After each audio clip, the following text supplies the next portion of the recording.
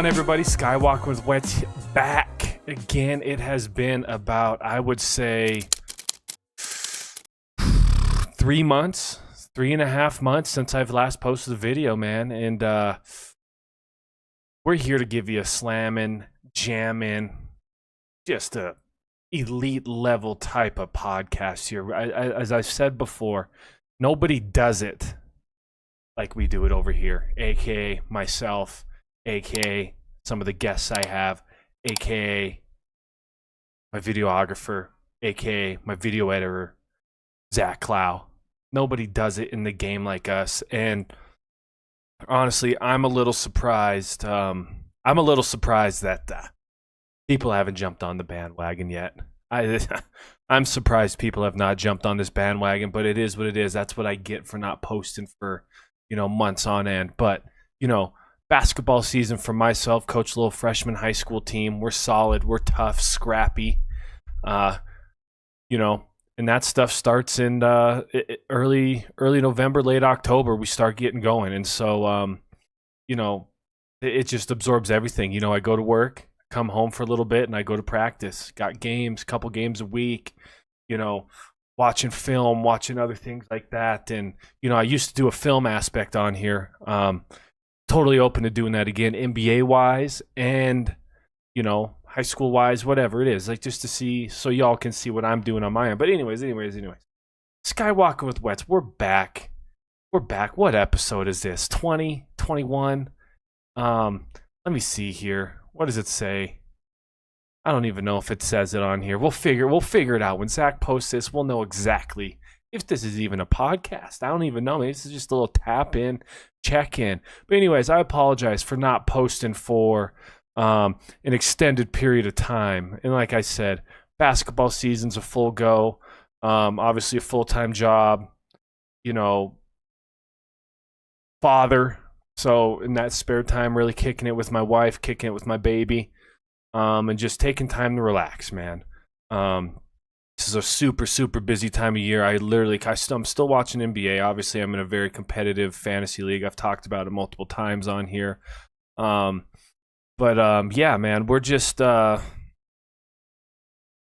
here and we're back. I didn't go to work today. Feel a little under the weather, still do, but I was like, I got some time and I have some built up energy right now.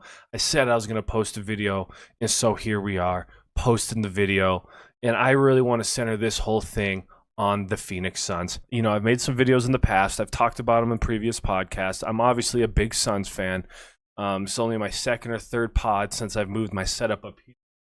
Soon there'll be more things here. I got Martin Luther. His day was yesterday, kind of hiding behind my steam room. You already know what it is right there. We got the Phoenix Suns. You guys know how I rock, man. You know how I rock. Montana boy, but been a Suns fan my whole life. Used to live in Tucson with my pops back in the day when I was just a little guy. That's when they drafted Nash and they had all those boys out there, man. And, I've been a Suns fan ever since. My dad was always a Suns fan too. So, I've been with them with the highs and the lows. And there's been a lot of lows, but nothing felt lower personally. I would have taken that the 2010s Phoenix Suns. 2000 was 11, 12. We made a little last run with Nash when he was on his last leg. But ever since then until about 2020, the Suns were a lottery team every year. Couldn't get a lottery pick. Just some years just good enough to not get a lottery pick. Maybe just barely missed it, like whatever it was. And then there was years where we were just absolutely terrible. But I would have taken those years with no expectation than the past 3 years when we had Bradley Beal, Kevin Durant, and Devin Booker on the roster. And it's not because I don't like Kevin Durant or Bradley Beal or Devin Booker. I love them all. I've always been a Kevin Durant fan. Slim Reaper growing up, when I'm coming up through middle, even when I was a little guy, again, elementary school, dude was at Texas killing it, right? And watching him that one year with the Sonics, and then as I'm coming up through middle school, high school, he was just the Thunder were amazing. And then, obviously he went to Golden State and kind of bounced around. It's not like, I'm not saying Kevin Durant was the reason I didn't like the Suns or Bradley Beal. I've always liked Bradley Beal's game. It sucks that he got injured this year, but what I'm saying, okay, what I'm saying here is I would have taken years with no expectations than years with the highest expectation of winning a ring. You got Devin Booker, Bradley Beal, and Kevin Durant on a team, and you don't even make the playoffs. That was the most miserable thing ever. As a Phoenix Suns fan, most miserable thing anybody could ever go through. The franchise getting clowned, locker rooms tearing apart from what the media says. The media's tearing the locker room apart. We go through 3 coaches in 3 years. It was an absolutely crap show, and so again, I've always been with them through the highs and the lows, and I don't blame, contrary to what Twitter, like these Twitter clowns say, I can't really say it was Kevin Durant's fault or Bradley Beal's fault. I would say that's organizational fault, if that's the way to say it. With the second apron and all these different things, like it was almost nearly impossible to create a good team around those guys with the money we were shelling out. And so it didn't work out, man. And KD now he's in Houston. Brad Beal went to the Clippers and he's out for the year with like a torn hip or something like that. But we made that big blockbuster trade in the summer, right? We send Kevin Durant, and we get Jalen Green, Dylan Brooks, I think a couple picks, second rounders or whatever it is, to the Phoenix Suns. And then Bradley Beal walks, and we get guys like Jordan Goodwin. We draft Common Malawach, Rasheer Fleming. Ryan Dunn's coming into a sophomore year. Oso's coming into a sophomore year. We got Mark Williams in a trade, obviously. And so, yeah, man, like things have started to really turn in Phoenix. Biggest thing is we got younger. We fit that Devin Booker window. He's 29, and you bring in Dylan Brooks, who's just an absolute menace, and we'll get into him in a little bit, right? But then you bring in a big that we really needed, like Nurkic. I don't know what the whole thing with Nurkic wasn't working out, but we bring in Mark Williams. But then we have guys like Oso backing him up. We got Malawach in the G League, kind of splitting time. He's not quite ready yet, but it's like that's fine. He takes his time, man. That kid's gonna be a stud for us going forward. But then we get like the big one too. We got Jalen Green in the package, and tonight, as this is being filmed at 2:00 on January 20th, Mountain Standard Time, Jalen Green's gonna play his. I'm gonna count this as his second game as a Sun. He was out with a hamstring injury, came back, had a stellar game, comes back, then he has his second game, and then he's out in like the first quarter. He re-injures the hammy, and that was in like November. And he's been out ever since. And his first game back is tonight. And I think the Suns took that extremely cautious approach because, for one, we need him healthy for we make our playoff run. And for two, we're winning ball games. The Phoenix Suns, Devin Booker led, are winning ball games. Colin Gillespie's stepping up, dude. Like Colin Gillespie. Gosh, man, I love watching that guy play basketball. Dylan Brooks, not only on the defensive end, but the offensive end, going nuclear. Grayson Allen having his games where he can go absolutely nuclear, right? But then you add Mark Williams, which we've had him on minutes restriction. We're not trying to press him too much at this part of the season. And it's just when you watch the Phoenix, and obviously Devin Booker, right? Obviously, Devin Booker. You got Royce O'Neal. You got Oso. You got Ryan Dunn. Jordan Goodwin's had some freaking good games. A big role player off the bench, along with others. But the Phoenix Suns are winning ball games without our second star. Okay, right now, as we stand, I believe we are 26-17, which is 7th, 6th seed in the West. right? This time last year, we weren't even in the playoff picture, and we were below 500. We were below 500. Okay. You watch these guys play basketball. The rock's moving. Devin Booker, and this is where Devin Booker gets some of his slack, but people don't understand this. He is making, and this is, I've criticized. I've just hit my face on this. I've criticized LeBron for this kind of stuff, but he makes the best basketball play, right? He's not always. He's gonna go get his, right? But he's looking. They're sending double, triple teams at him. He's hitting the guys in the right spots. He's trusting his other players. Then you got the facilitators like Colin Gillespie, who I think like last night or a couple nights ago had like 26 and 10, just something crazy, right?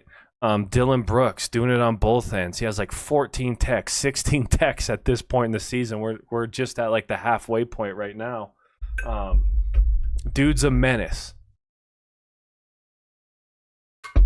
But this Jordan Ott-led team right now, or coached team, just has a different vibe, a different energy. It reminds me of the 2020, 2021, 2022 Suns. Different landscape now, but as a Suns fan, I feel the life. I have the energy. I have the respect of this team, where the couple years prior, KD's a killer. I'm not saying that at all. He did what he could do. But we just didn't have it, man. We just didn't have what we have right now. And I'd rather be in this kind of situation. Am I expecting us to win a title this year? No, not necessarily. Would I be surprised if we got in some kind of situation where we're right there? Not necessarily. The Thunder are amazing. Nuggets, when Jokic gets back, obviously you can never count those guys out. The Clippers, they're not really in the playoff picture, but like they've turned it on as of late. The Warriors, they just lost Jimmy Butler last night. I have no idea what they're going to do, and I'm going to talk about that here in a little bit. But the West, the Timberwolves, the West is a gauntlet, man. You never know what's going to happen. But the Suns, I would assume, I'm just going to be proud if we make the playoffs. And I think we can win a first round series, depending on where we land. If we get OKC or some, it's going to be tough. But we've beat OKC. I believe we've beat OKC, right? We've beat some big dog teams in the West this year. We've beat some big dog teams around the NBA this year. But what I'm trying to get at here is watching these guys. There's that energy. There's that grit. There's that fire behind them. And I think a large part of that is new coaching staff, for one. And for two, we got Dylan the villain on our side. He brings you that dog, man. And that's the kind of guy that we have truly, truly, truly missed. Right? We didn't have that kind of guy in the last 3 years, especially on the defensive end of the ball. I think back when we had, Mikal and Cam Johnson and Cam Payne and Chris Paul and those kinds of guys, yeah. But we didn't have a Dylan Brooks at that time, but we had Chris Paul, obviously one of the greatest point guards of all time. Great leader. But we also had those good perimeter guys in Mikal, Cam Johnson, and it's just a different outlook. But the energy is there, and it's amazing, right? Like last night, I believe we hit 23s against Brooklyn, right? We are 500 on the road. We are 12-12 on the road. Last year, I don't believe that was the case at all. Okay, and tonight, all this being said, seventh in the West, whatever it is. What are we? My notes here: 26-17, I believe, at this moment. All of this is being done without Jalen Green, and he returns tonight, man. And if we get Jalen Green, I would assume we ease him in, right? We don't want him to go 0 to 100, but adding him to the mix, I think that just opens up so much more for the Phoenix Suns, dude. I think it opens up so much more for Devin Booker, because he hasn't had his best, I would say, scoring like first half of the season. He wasn't his best, right? But again, he's getting doubles, triples sent at him. Like last night, Brooklyn was doubling him as soon as he crossed half court. Then he makes the right pass. But then you add a guy like Jalen Green into that dynamic, dude. I think teams aren't going to be able to do that as much. So it's going to free him up, but then we also get that other elite score there for the Suns. And obviously, like I said, Dylan Brooks, Grayson Allen, Colin Gillespie, like we've had guys and role players step up. The question is that going to affect other guys and how they're going to, play? Who knows? Obviously, minutes are going to be a little less for some other dudes. But at the end of the day, man, this Phoenix Suns team's really, really, really exciting to watch. And I think there's that sense of pride. And I think there's that sense of grit and fire that I believe we just haven't had in these last couple of years. So, I mean, I'm stoked and I'm jacked. Because I believe going in any night, whoever we play, if it's the Thunder or if it's the Nets, I believe the Phoenix Suns have a shot to win because of the way we play defense, the way we can score the basketball, and the way we just play the game of basketball as a whole. It's fun to watch. I was skeptical about Jordan Ott at first, but man, we made the right choice. We hit the grand slam. We hit the grand slam this summer with the boys, dude. We hit the grand slam from free agency, from trades, from hiring the coach. Like the whole culture has shifted now, and we have a lot to look forward to. So that's just kind of like where I'm at with things. Like we retooled the whole shed. We got a bunch of brand new. We didn't go out and get the big tractors. You know what I mean? But we got things we can invest in. Jalen Green can be that big tractor alongside of Devin Booker. But again, people have had their criticisms for him. But this is what I'm going to say to all the Rockets fans trying to troll us, say, oh, he's a choker, da-da-da. He was your best wing. You had Şengün. You had, Van Vliet, like you Thompson, like those guys. Like Rockets were good last year. But you had to rely on Jalen Green to be the closer. Now, he's got Devin Booker, right? So Jalen Green's sole job is to play a little defense and go get buckets, right? Maybe close some games out, but you got Devin Booker who's done this his whole career. So I'm excited to see what this game does, how this game goes tonight, fellas. Ladies, if you're watching, probably not. I'm excited to see how this game goes. I'm excited to see Jalen Green play for the rest of the season, healthy, God willing, Creator willing, right? But this Phoenix Suns team, man, something to be very, very, very, very proud of, man.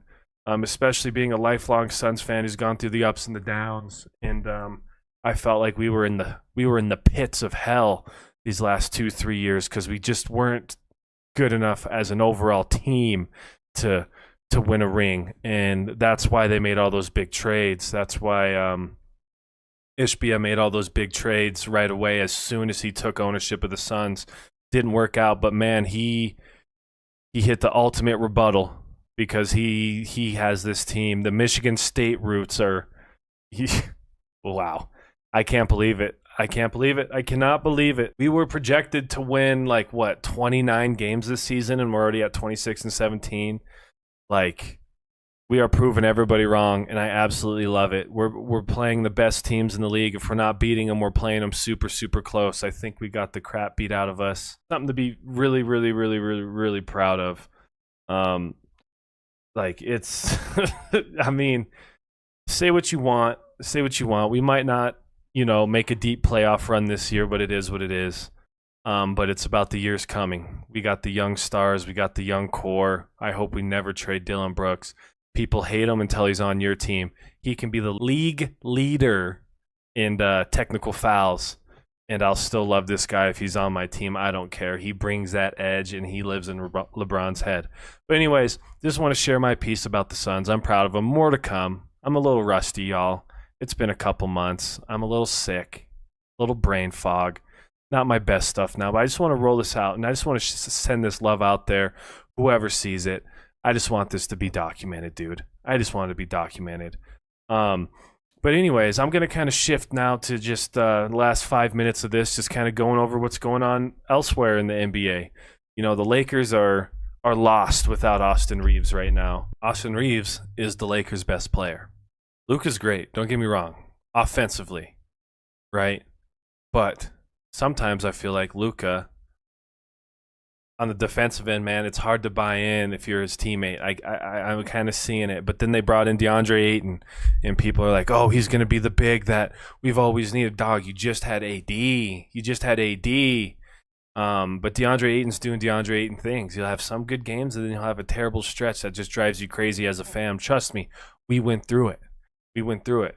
The Golden State Warriors are going through hell. They were already kind of like up and down, up and down, up and down. And as soon as they kind of start hitting a stride, Jimmy Butler last night goes out with a torn ACL, with the Kuminga trade looming in the depths here. Like, what are the Golden State Warriors going to do? I feel like these last 3-4 years since they've won their last ring, I think they're just doing Steph Curry dirty here. They're doing him dirty. They brought in Jimmy last year. Great trade. But other than that, like, I don't know what they're doing with Jonathan Kuminga. It's a circus over there. You just don't. I have no idea what. Truly, I don't know what Golden State is doing at all. Like, I don't understand it. They want to trade Kuminga, but they want to trade him for a high price, but they're not playing him. And now it's all just going. It's a downward spiral for the Golden State Warriors with Jimmy Butler out with the ACL. I feel like now they got to play Kuminga. I hope so. He's on my fantasy team. I invested in him like a month ago in a trade, and he hasn't played since, and I knew that, but I was like, well, he's going to get traded. I'll just wait it out. I hope he gets traded for that, but I also hope he gets traded because he's a talented dude. He just needs to go elsewhere and thrive. Obviously, Golden State's not that place. It's a hard place for some players to really fit in. I don't know. They got to figure something out. And I heard they might even trade Jimmy Butler. So who knows what's going on? They're kind of on their last couple-year stretch here of Steph Curry's peak. And he's always going to be the greatest shooter of all time. But, get a little older, a little more winded. The legs kind of fail you. He's always in great shape. I don't know how long he can keep it up. I hope he keeps it up forever. But Golden State, who knows what's going on there? Then you got a team like the Clippers in the West, who were probably projected to be a top 3 team, but I don't even think they're in the playoff picture right now. So who knows what's going to happen there? But Kawhi has really stepped up this last month specifically. Staying healthy for the most part. I think he just hurt his knee or ankle or whatever it is, but like, if he can stay hot and they can get into that play-in, I think the Clippers can do anything. But it'll be interesting. I think they need to make a trade at the deadline along with the Kings. Like, who knows what the heck the Kings are doing right now. They've been kind of hurt, but they're losing games. But now they're kind of catching a stride. But they got assets that they can trade away to bring in some other dudes. Then you look at the Ja situation in Memphis. Like, what are they going to do there? Like, are they going to trade Ja? Who wants Ja? Everyone's saying Ja has like a negative trade value, and he's looked at as a negative asset, and I understand that, but maybe a change of scenery is good. Like, it's crazy. I was talking with someone the other day, and I was like, I looked at the Memphis Grizzlies like 2-3 years ago when they gave the Warriors a run in the playoffs. I believe it was the Warriors. I was like, this is a team that might contend for a championship for a long, long, long, long time.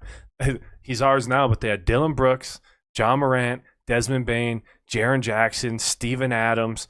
They had all these other little pieces, Tyus Jones, I think, all these other pieces around them that made this team a really, really good team. But now when you look at them, they're just a miserable franchise. I don't know what the heck they're doing, man. That's another team I would look at here at this deadline of like, what kind of moves are they going to make? Obviously, Trae Young just got traded. I'd be surprised if he plays again this season. I've seen reports that he might sit out the whole season. They're like, the Wizards aren't contending for anything right now. Everyone wants the Pelicans players, Zion, Trey Murphy. Who's the other guy? Herb Jones. Like, what are they going to do? But they got the kid Derek Queen. They got Jeremiah Fears, I believe his name is. Like, they got a nice young core there, but I believe if I'm them, I'm looking at trading Zion and just moving on from that and just rebuilding around this young core with Trey Murphy, Derek Queen, Fears, Alvarado. Like, they got what it takes to be good here in the next couple of years. And just the NBA is just kind of like in a weird state. Like, you got all these players who got hurt last year, but like the Celtics are at the top of the East right now. We're talking about we might get Jason Tatum back. Like, what would that look like if Jason Tatum does come back? Like, the Mavericks are a crap show. You know what I mean? But then, like, is Kyrie going to come back? He's, like, doing full court stuff and everything. But if they're not going to make the playoffs, what's going to happen? Cooper Flagg is a demon. I love watching that kid play. There's just a lot of motion and shuffling going on in the NBA right now. And it's kind of cool. It's also kind of depressing because a lot of stars are out. There's always injuries. Dude's out sick for a week. Like, it's just unbelievable. And I might notice it more because I'm in a really competitive fantasy league. But at the same time, you want to see the stars play. You know, Ja's out all the time with a calf injury. You know, AD's out all the time with a calf injury or a hand injury, an eye injury. You know, and then it's just like a constant cycle with some of these guys. They just can't stay healthy, and it makes you wonder, like, why? Like, what is going on today? Like, we have all the technology, all the assets and health and human performance to, well, not we, like NBA teams, to keep players healthy. And some of the superstars just can't do it. Like, people say that it's the shoes or it's the this, that, and the other, you know. There's a guy in my fantasy league who said it's because they're more athletic than they've ever been. They jump higher, more stress on the tendons, like more athletic movements. I can totally understand that, but, you know, it just sucks sometimes because it's like, dang, we want to see these guys play. We want, like, AD, Zion, Ja, like all those kinds of dudes. And then Austin Reeves, he's not really a high flyer at all, but he's out for a little bit now for like a partially torn calf, and the Lakers are really suffering the consequences of that. So are they going to be buyers at the deadline? And I think it's time for LeBron to hang it up. Like, he looks great out there, but like the effort on the defensive end of the ball is just not there. And he's had a good 21, 22, 40 years, however long he's been in the NBA, my whole lifetime essentially. So it'll just be interesting, man. But I just want to hop on here, show some love, let y'all know I'm alive. Again, brain fog, a little sick. Just want to get some content out there. Keep my boy Zach a little busy. He's already busy, but just want to show some love. So here we go. Phoenix Suns, super proud of them. NBA, kind of a crap show right now. Who knows what happens? Video coming soon. I appreciate y'all. Like and subscribe, please. If not, it is what it is. You'll find me anyways.